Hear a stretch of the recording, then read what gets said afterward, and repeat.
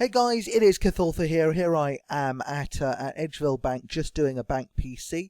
I think I did it last video, so I do apologise if I am actually doing it a second time in a row, but I feel as if it's worthwhile because the bank tab has definitely grown in value since the last time I had a look at things.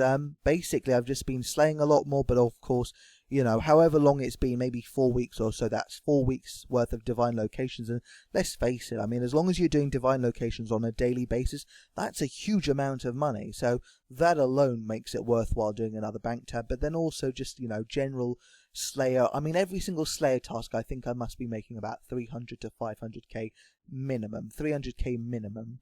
I mean, there are literally only 1 or 2 tasks where you make less than that, where they're not worth it for the money, but they're maybe then worth it for the Slayer experience.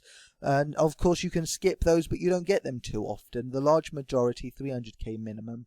So you know, the bank tab grows in value very, very quickly. And you know what? I'm just going to go out and tell you. So you obviously watch the entire bank tab valuation here because it's worthwhile seeing what's worth what. But otherwise, I'll just tell you, in total, it's all worth 125 million. The only thing you're not seeing that I do PC right at the end is an Arma Chainskirt, because just before I made this video, I got an Arma Chainskirt from Kriara, and that was from an Avianese, or however you pronounce it, an Avianese task, 40 for the KC, and then I got to kill 22 bosses before the Slayer task was over, and then I left straight away. If I'm going to kill Kriara for that task, then I'm not going to overdo it. I'm not going to stay there until I've used all my resources. I'm going to stay there until the Slayer task is done, and then I'm out of there. And that way it still remains fresh. And of course, if I don't feel like killing Kriara, then I will just kill the Avianese as normal, because that's not bad money either. I mean, I think I got 20 addy bars, maybe more than that, maybe 40. I think you get about 20 to 40 from killing 40 at least.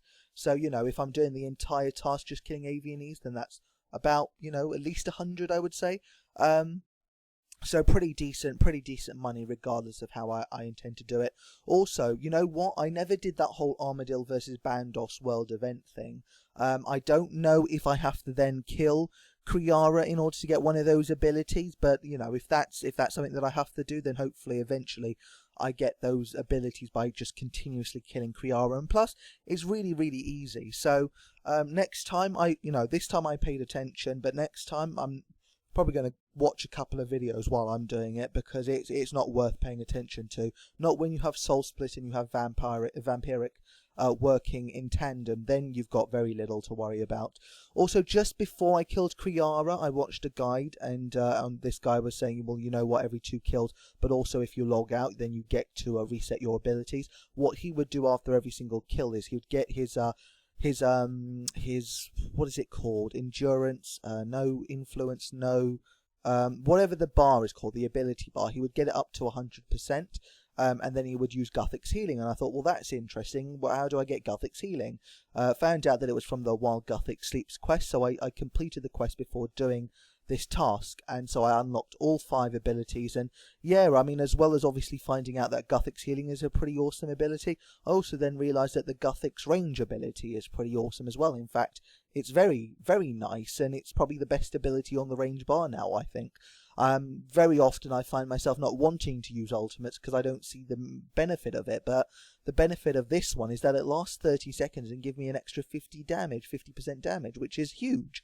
So yeah, there's very little to worry about, because Vampiric, you've got Soul Split, and then you double your damage output. So you double, well, not double, but you increase it by 50%. So you increase your healing as a result by 50%, and so it works out to be very easy.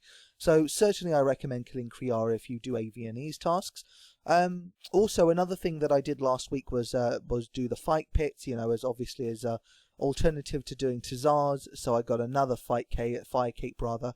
Not worth it, I don't think, in terms of experience or in terms of well, the results, the rewards, but still, you know, it's something different to do every now and again, and that's why everyone likes Slayer at the end of the day, because it's something different. You don't have to kill 1,000,000 of so-and-so, you get to kill 200 of so-and-so, and then you go and get to kill another 200 of something completely different.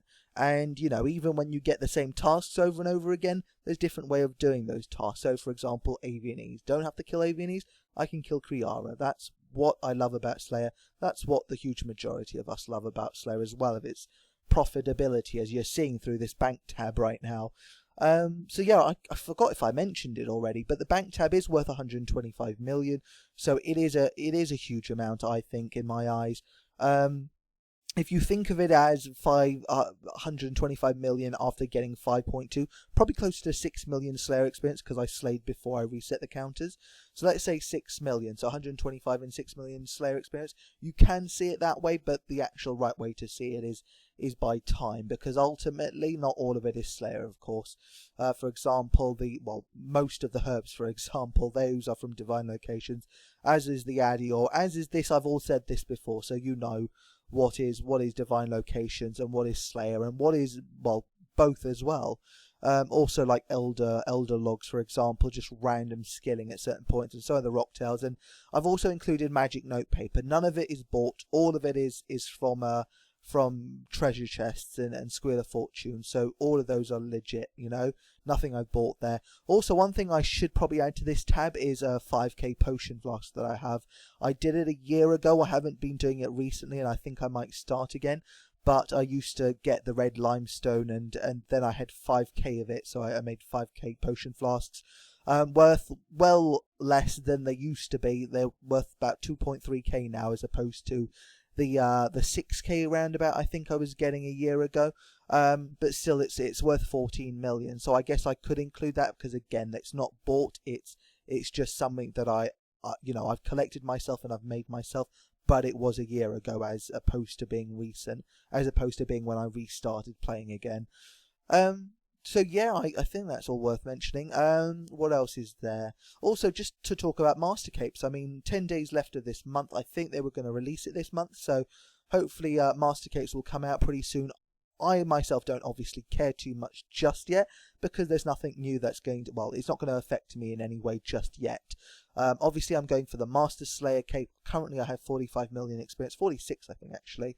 And so therefore I think I've got another 50 million experience I need to go. But the two that I'm close to is attack and HP.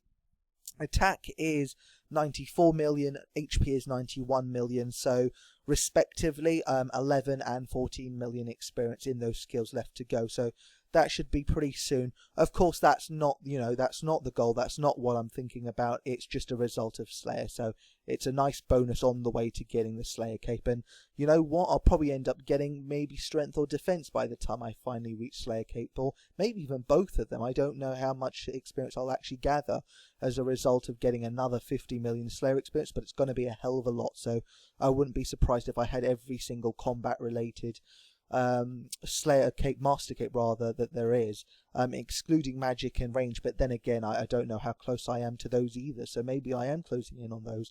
I have no idea whatsoever. So yeah, that's pretty much it. Also, the last clip you're going to be seeing after this is going to be the Kriara kill, where I get the Chainskirt, because luckily I did think to myself, you know what, I should probably start recording this. And I did, and then the drop came, third from last kill, so I do have the kill drop. Also ports as well. Ports was worth mentioning. I'm still trying to get everything. I've now got to the stage where I've got everything I need in terms of the plates or the sight energy or whatever it's all called. The only thing I need are the recipes, and that's coming about very, very slowly. The first thing I'm going to get is the Reef Walker Cape. I've got 3 of the 4 parts of the recipe. Just need that one more part, and then I've got everything I need to actually create the cape. The only reason I went for that first, because of everything there is, it's actually the only thing that I really need just for the completionist cape at some point. And obviously I'll go for the completionist cape once I'm close to getting 99 divination. That's when I'll start getting the songs, doing all the minor little games and stuff, and also getting all the music again and stuff like that. That will all be a result of getting 99 divination, but getting the Reef Walker out of the way is going to be a nice bonus, so I'll do that first. After that, then I'll concentrate on Tetsu and then all the others as well. I think that's everything worth mentioning now. I'm getting in a bit now. I must be on the Armadillo clip now. I'm just speaking. I'm not watching anything as I'm saying this. I'm just, whatever's in my mind right now. But to be honest, I think I've exhausted myself on what there is to say. Is there anything else worth mentioning? So yeah, as a result of doing Wild Gothic Sleeps, I've now got access to the Ottomans or something like that, the new Slayer task. I guess I might do one more quest, the one that unlocks Celestial Dragons. I don't know of the 6 quests I have to do, whether I have to do any of those other 6 in order to unlock the Celestial Dragons quest, but if there is, I might then have to do a couple of quests. But you know what? I'm a Slayer and I want to get a new task, so I think it's worthwhile unlocking that last task that I'm currently eluding.